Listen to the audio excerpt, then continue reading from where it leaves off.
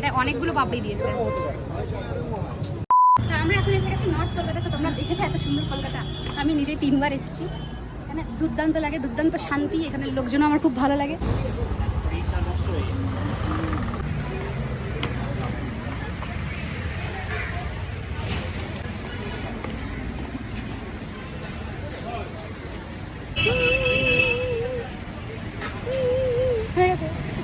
ভালো লাগছে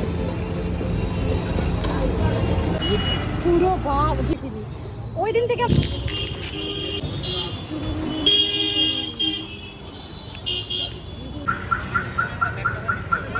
আসলো সন্দীপন নিজের কভার কেনার জন্য। আমি কভারও নিয়ে নিলাম একটা, আর এটা নিলাম। এই দোকানটার নাম কি?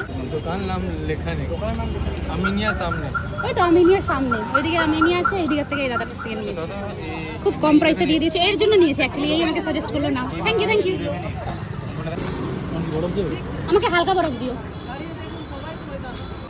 আমরা এখন খাবো লেবু জল। আজকে আমরা অনেক এক্সপ্লোর করছি, কেন কি আমার সেকেন্ড ফটোগ্রাফার দাদা এখনো আসেনি, তাই জন্য।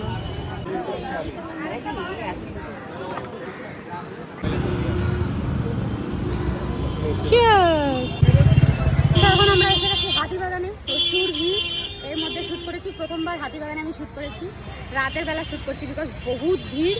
দেখা যাক কী কী ফুটেজ আছে।